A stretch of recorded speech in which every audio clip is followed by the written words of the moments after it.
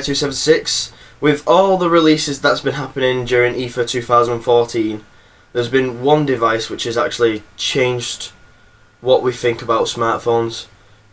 And I'm not talking about the iPhone, I'm not talking about how it's revolutionary, it's the way that we've reached a certain point in smartphones where we need a new category of devices. That's why every tech company out there is trying to push the smartwatch, and another tech company called Google, you may have heard of them, are trying to push Google Glass to the extent where it's trying to reach that boundaries of what the smartphone was like back in when Apple released the iPhone in 2007.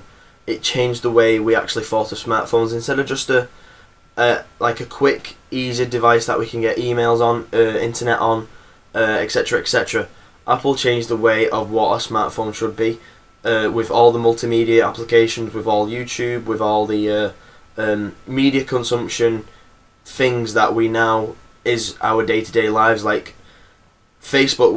I don't think Facebook would be as popular today if it wasn't on mobile. If it wasn't for smartphones, Facebook wouldn't be that popular.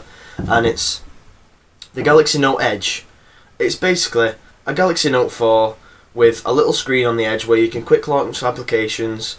All this on the Samsung Galaxy S4 and the S5, you can then swipe from the left, and you can have multi-window applications. And if you select that menu, then it'll appear on the extra screen, and you'll be able to tap which application you want from going up or going down, etc., etc.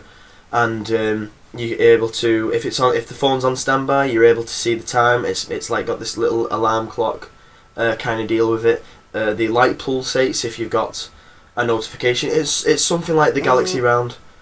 On the Galaxy Round, the actual curve of the screen was like. It was from side to side like that, like an Olympic tick. And on the LG G Flex, it was more of a, it was rounded from top to bottom, which means it's more viewable from more angles. And the Galaxy Note, the Galaxy Round, is just I don't think that was the way the future is going. Of course, it's just experimental. Like all of these different companies experiment with different technologies to try and push the boundaries of what the consumer actually wants, and it's the enthusiasts who actually push this technology further. Like the Moto X, the original Moto X.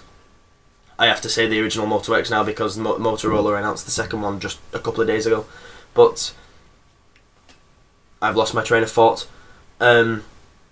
It's like with the Moto X, that was more a consumer device. It was dual core, a 720p screen. It was very cheap, very affordable, and it had the latest version of Android, which is what the latest consumer wants. Not the enthusiast, because they want 2.5 gig quad core processors. Even the Samsung Galaxy S4, you've got 8 cores running at 2.5, and the alternate, whether a CPU, which is best for the device at that certain time.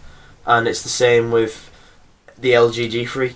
The LG G3 is a fantastic phone. It's got a 4K display, but the main people that are actually going to use that phone and love that phone is going to be the actual enthusiasts about technology. Plus, the LG G3 is a mainstream device, but I'm an enthusiast. I'm a technology enthusiast. If I had more money, I'd have a Mac. Right, I'd have a Mac. I'd have all the different phones. I'd have the LG G3. If I could get on the invite list for the OnePlus One, I would get the OnePlus One, and it's like that.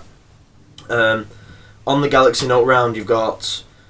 I don't see that being the future. I don't see 4K being the future at all in phones. 4K isn't a really bad overkill for phones at this very moment in time.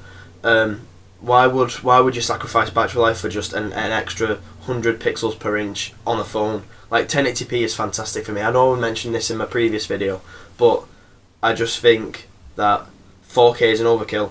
Mainly battery life. There has been no improvements on battery life in so long, and we've got better CPUs. Within a couple of years, we went from like a 256 megahertz processor, a single core processor, to a 2.5 gigahertz quad core and octa core processor, which is a major overkill for the battery.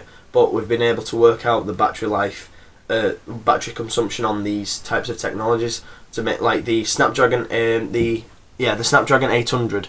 That was the 2.2 gigahertz quad-core processor, and then the 801 came out, which was a 2.6 gigahertz quad-core processor. Then the Snapdragon 805, which is the most recent one that's actually come out, is a battery-efficient 2.6 gigahertz quad-core processor, and it's stuff like that where you have to do it. You have to improve on battery life, and Samsung is not. Samsung are at that point in time where they're just trying to innovate on everything that's possible. I appreciate them doing that. I like them doing that, because one day they'll actually have a device like the Galaxy Note. The Galaxy Note was just an experimental device at first, and then people started to like it. Then people like the bigger screens, and then the standard of size of phones that came out were increased. Like the LG G2 at the moment, that's a main consumer device, and it's not considered big because of what Samsung did with the Note, the original Note when it came out. And I hope that, I don't think the Galaxy Note Edge will actually do that, but the Note, for what the Note did to smartphones, I don't think it's going to do that. And on that note, thanks for watching, guys, and I'll see you next video. Bye.